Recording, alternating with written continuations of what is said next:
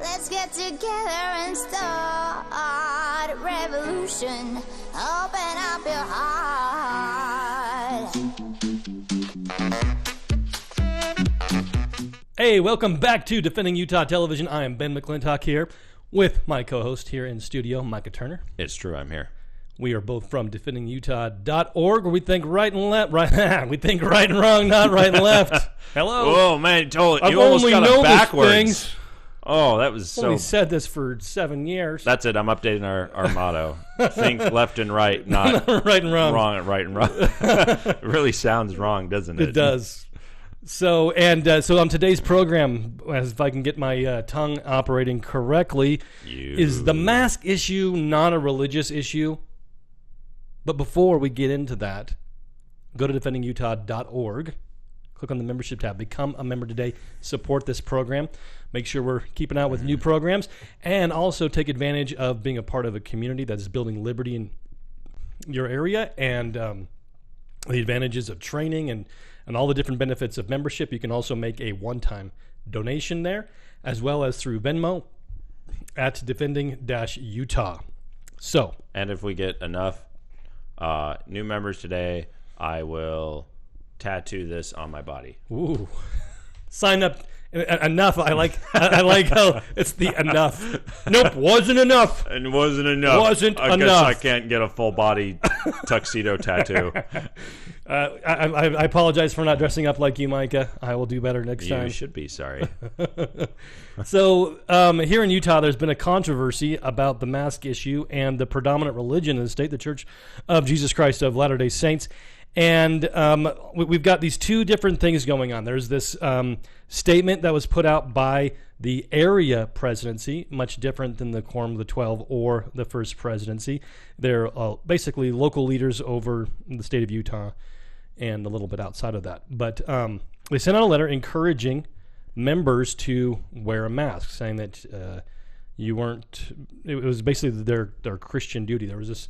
It goes along with these yard signs that were very controversial as well, where you've got a picture of Jesus on the yard sign that says you can't call yourself a follower of me if you're not wearing a mask.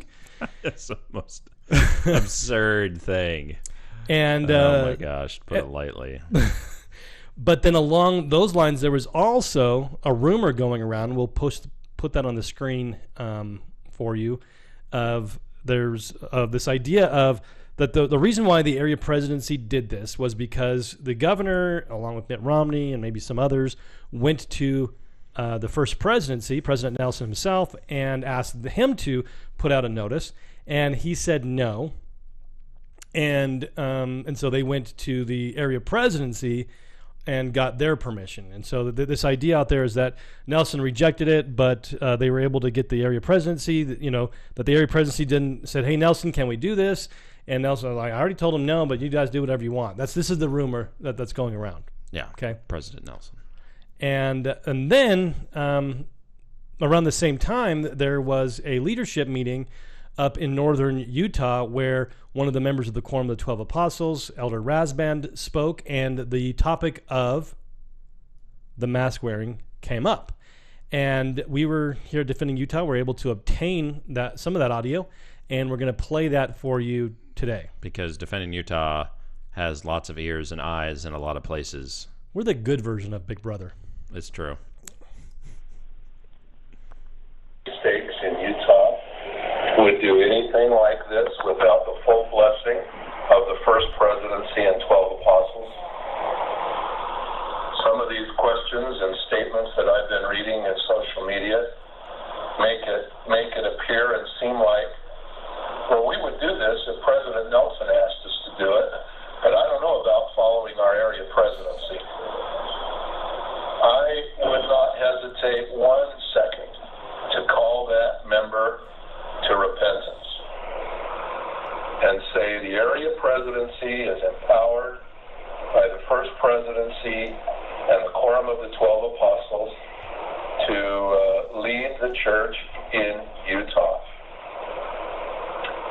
Now, this was not that strident of a letter. This was a request, and it was done for us to be good Christians, to not only care for ourselves, but to have consideration for others. It's not a matter of taking away the religious liberty of any of the members of our church. They are not related. And so, rather than me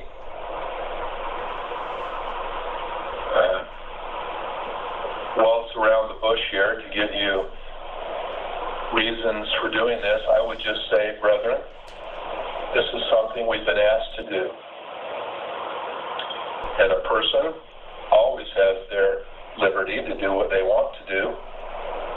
But we've asked our members in the state of Utah to, in consideration for themselves and others, to do exactly what the letter asked.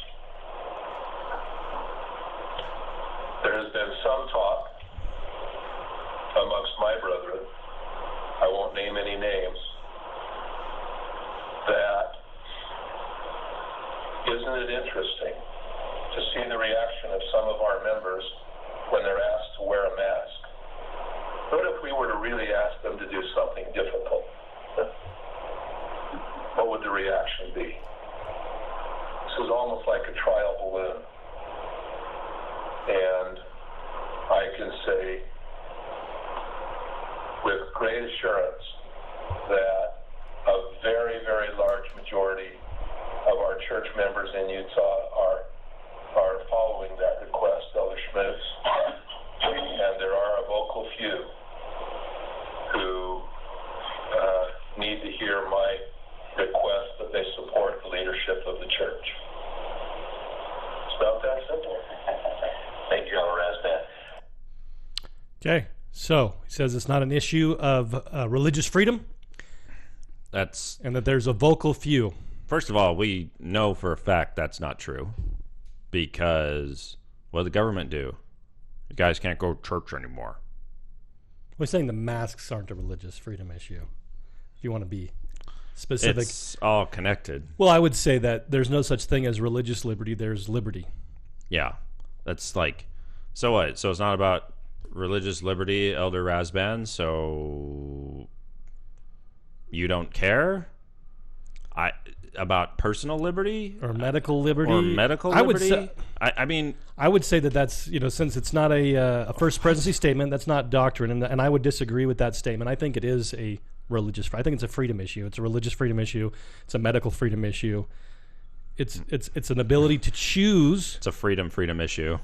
In the scriptures of the Church of Jesus Christ of Latter-day Saints in Moses chapter 4, Satan said that he wanted to make sure that nobody was lost. He says that through his plan of taking away agency, no one will be lost. And so you could say, well, this isn't a religious freedom issue. This is an issue of the safety of everybody, and that without the mask, people will die. And without taking away people's agency, people will go to hell. And so it's, to me, that seems like a very similar argument that's being made. Yeah. The whole thing is like, why is Elder Rasband being so sketchy about this? Because he doesn't want to tell us who else in the 12 is talking about it. Yeah, why the secrecy? What? I want some clarification. That's the main issue. It's not about criticizing perhaps, but the main thing is let's clarify this. If anybody has any connections to the public relations department, to have the First Presidency come out with a clarification that says that no, this other rumor is not true, and what Rasband said is accurate, or Elder Rasband was speaking up for himself, and this other thing is true, or something, or a third option. Yeah. Where Rasband was talking for himself, this other thing might not be true. As an organization, we're staying out of it. Something, just some kind of clarification so the rumors can be tamped down and people can just at least know whether they agree or disagree, whatever, but at least know what the official position is would be very helpful. Yeah. I really, really dislike the vagueness and the beat around the bushness. An angel came down and told Nephi to cut Laban's freaking head off. Really direct. Yeah, right. I wouldn't be surprised if he really said freaking too.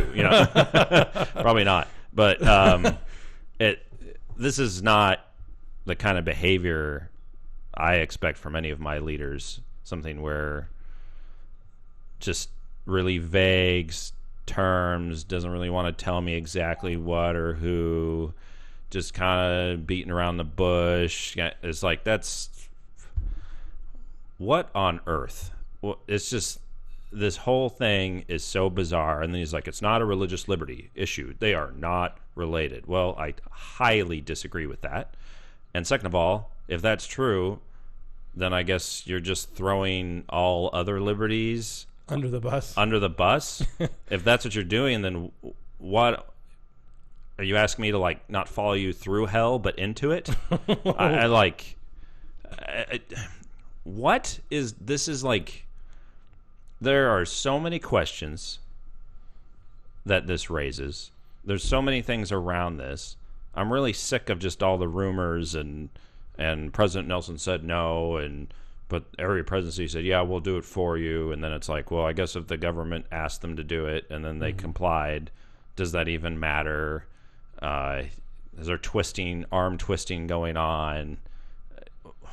Are there threats going on? That might be interesting to know as well. Are they threatening the church? Because this is pretty common practice for the government to threaten religions. And even Elder Razban is quoting this, is saying this, well, we got to be considerate to others. It's like, geez, will somebody please explain to me this one-way filtration technology of these masks?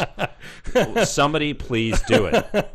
It's like, it's just so bizarre. Like, well, it only filters one way. Okay, well, please explain to me that mechanic. Because so far, a lot of people are even wearing masks literally with valves for exhale. So there is literally no filtration going out.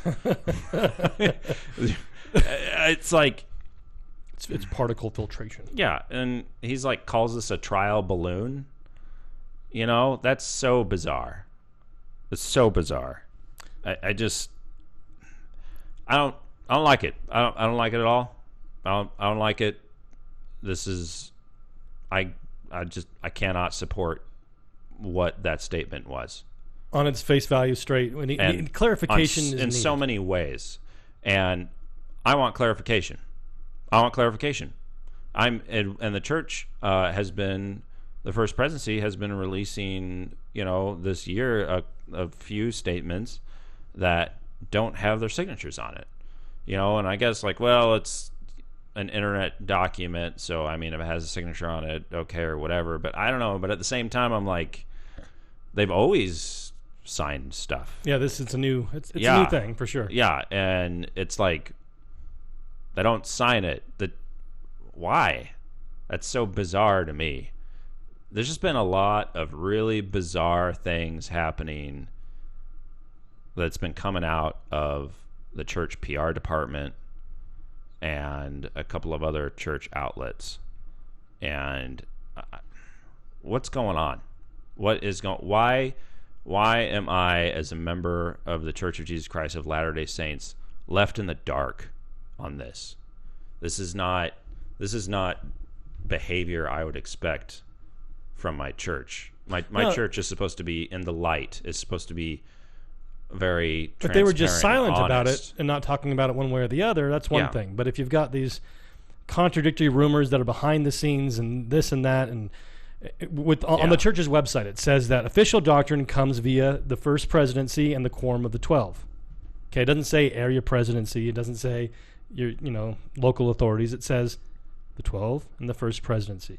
That's where doctrine comes from. And so why are we having these statements coming from more local authorities that are being treated as if they came from the First Presidency when the First Presidency hasn't made a statement? Yeah. And so if Elder Razban is correct, or our understanding of Elder Razban is correct, then, well, either way, because of the ambiguity, clarification is clearly needed. He gets up and he doesn't cite sources, basically, besides, I guess, his own. But even then, he was like, well, it's not a religious liberty, so, I mean, whatever. That's basically what that statement means to me. So I'm just like, that just makes me say, well, I'm just going to take everything you said, Elder Razban, and throw it out the window. Because you just said that you don't care about my personal liberty, basically. That's what that statement says. It's like, and the so, idea and why that, would you even? that it's why not would a you say religious freedom issue? Like that to me is an unfair blanket statement because there are a lot of other religions out there that would disagree with you. Yeah. And is this statement that he, maybe just because it was off the top of his head, it wasn't worded exactly maybe how he would have liked it to. I doubt that because he was so deliberate. He goes, "This is not a religious liberty. They are not related." Like he was very he was very pointful. I think he was very adamant and was most certainly. That statement was premeditated. Was his belief. The way he spoke would lead me to believe that was not an off-the-cuff remark. Right. That was a very deliberate remark. Okay. That's what I would say about that. So, which is just... Why are they being secretive? I don't like it. So I want to know. What we're requesting is clarification. If anybody has any access to the PR department, can actually get an official response, or maybe even access to the First Presidency that can get an official response, that I think just for the world would be able to clarify a lot of disagreement and contention out there and would be very much appreciated. So I think this is a short episode, but I think that kind of gets the point across. And if you like what we do here at Defending Utah, please go to defendingutah.org, click on the membership tab, become a member today. You can also do a one-time donation there.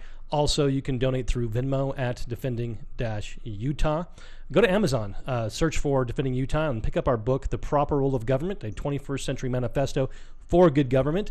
The first half of it is President Benson's talk, The Proper Role of Government. The second half, we go through those 15 principles and explain their basis in natural law, what the Founding Fathers said, and how to implement it. It is a solutions-oriented publication. Encourage you all to get that. Until next time, I'm Ben McClintock here in studio with Micah Turner. Until next time.